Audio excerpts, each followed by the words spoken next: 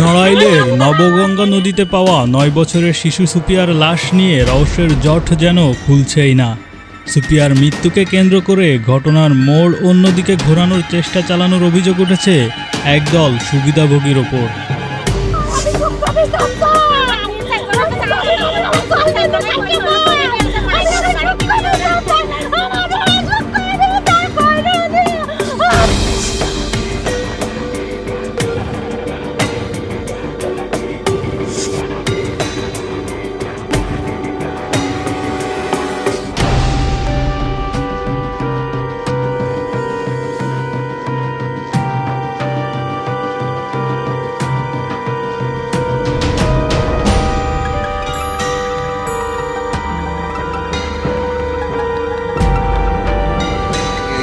সাথে সম্পৃক্ততা আছে আমার, বা ওই যে মারা গেছে আমি তাকে চিনিও, আমি নিজে হাতে শোনা যাইতে পারি, চলতে পারি সাহায্য ছাড়া। আমার অবস্থা আছে, আমার ধরে নিয়ে আসতে পারি। পহেলা মে বুধবার সকাল ৯টার দিকে আত্তাবের ইটের ভাটার উপর দিয়ে রিকাইলের ইটের ভাটায় তার বাবা আক্তার মুন্সির খাবার দেওয়ার পর সুপিয়া আর বাসায় ফেরেনি। মাইকিং সহ বিভিন্ন জায়গায় খুঁজেও তাকে না পেয়ে কালিয়া থানাকে বিষয়টি অবহিত করে তার পরিবার। ২ মে বৃহস্পতিবার কালিয়া উপজেলার নড়াগাতি থানার ইসলামপুর গ্রামের সুইচগেট সংলগ্ন নবগঙ্গা নদী থেকে শিশু সুপিয়ার বিবস্ত্র মৃতদেহ উদ্ধার করে বরদিয়া নৌ পুলিশ।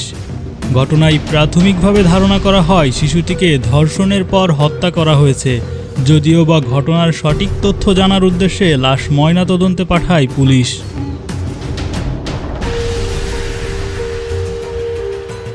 কিন্তু ময়নাতদন্তের রিপোর্ট আসার আগেই এরই মাঝে শিশু সুপিয়ার মৃত্যুকে ইস্যু বানিয়ে দলীয় ও ব্যক্তিগত বিবাদের প্রতিশোধের চেষ্টা করা হচ্ছে বলেও অভিযোগ উঠেছে। কিন্তু সুপিয়া তো মাত্র ৯ বছরের একটা অবুঝ শিশু, তাকে নিয়ে কেন এই নোংরা খেলার অভিযোগ? কি আছে আসল রহস্য?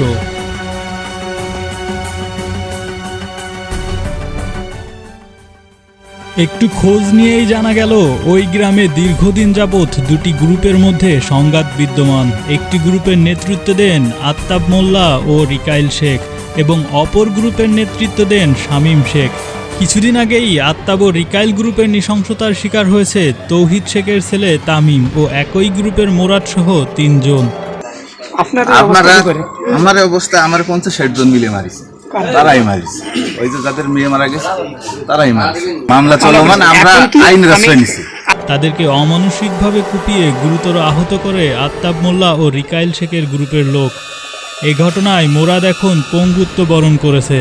তবে কি তাদের উপর হওয়া এই আক্রমণের প্রতিশোধ নিতেই এমন ঘটনা ঘটিয়েছে শামীম গ্রুপের লোক, নাকি তাদেরকে ফাঁসানোর জন্যই আত্তাব ও রিকাইল গ্রুপের লোক নিজেরাই খুন করেছে নিষ্পাপ শিশু সুপিয়াকে? যদিও বা তাদের দুই গ্রুপের পক্ষে বিপক্ষে এমন অভিযোগই এখন চলমান।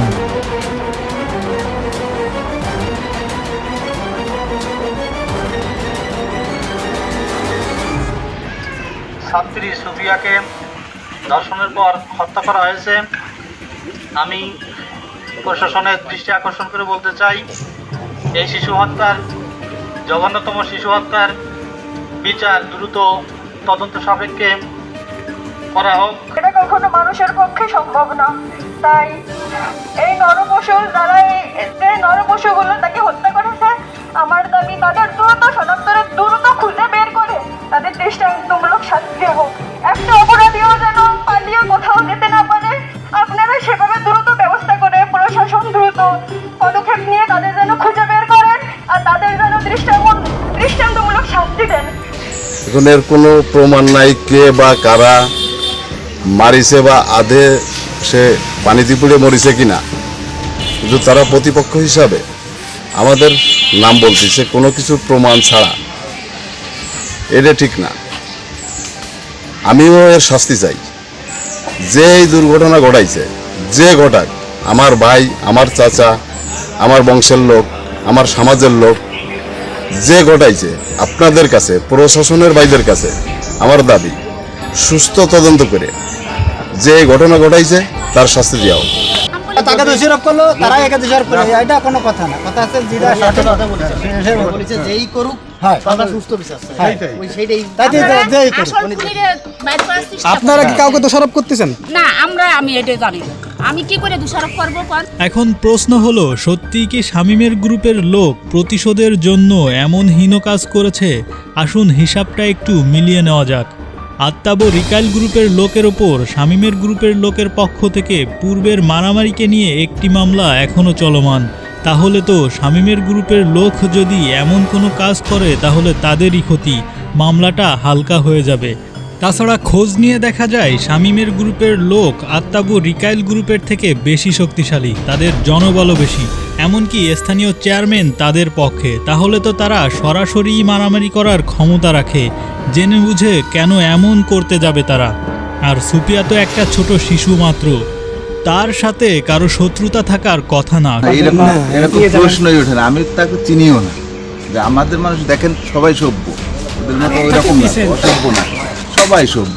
একটা এমনি দল বেদল থাকতে পারে, আমার মারিছে, কিন্তু ছোট বাচ্চার মেয়ে মানুষ, তার উপরে তো কোনো রাগ থাকতে পারে, রাগ থাকতে পারে পুরুষ মানুষের উপরে বা যারা বড় বড় নেতা কর্মী আছে তাদের উপরে, কিন্তু ছোট বাচ্চার উপরে তো আমাদের কারো রাগ নেই বা এরকম, এটা প্রশ্নই ওঠে। তাদের চেয়ে আমরা তো দুর্বল না।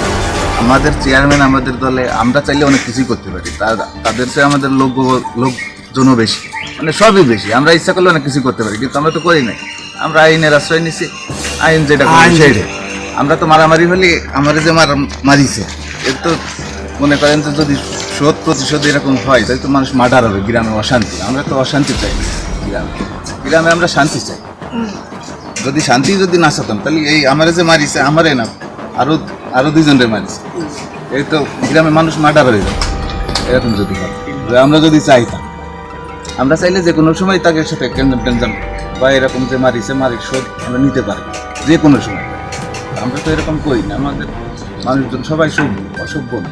আসলে কি হয়েছে শিশু সুপিয়ার সাথে? চলমান অভিযোগগুলোর কোনটা সত্য আর কোনটাই বা মিথ্যা? ঘটনার জট খুলতে ময়নাতদন্তের রিপোর্ট অত্যন্ত গুরুত্বপূর্ণ। আর এই রিপোর্টের ব্যাপারে নড়াইলের অতিরিক্ত পুলিশ সুপার তারেক আল মেহেদি বলেন, ময়নাতদন্তের রিপোর্ট এখনও আসেনি। এই ঘটনাটি খুবই মর্মস্পর্শী। প্রকৃত রহস্য উন্মোচনে পুলিশের একাধিক টিম কাজ করছে। যারা দোষী তাদের আইনের আওতায় আনার চেষ্টা করব। প্রিয় দর্শক, শিশু সুপিয়ার ঘটনাটি আসলেই হৃদয়স্পর্শী এবং নজিরবিহীন ঘটনা। এরকম ঘটনার সঠিক তদন্তপূর্বক অবশ্যই সঠিক বিচার হওয়া প্রয়োজন, কিন্তু এটাও খেয়াল রাখতে হবে যেন কোনো কুচক্রী মহল শিশু সুপিয়ার মৃত্যুকে ইস্যু বানিয়ে তাদের ফয়দা না লুটে নেয়। প্রকৃত দোষীরাই যেন প্রকৃতপক্ষে শাস্তি পায়, এমনটাই সচেতন মহলের দাবি।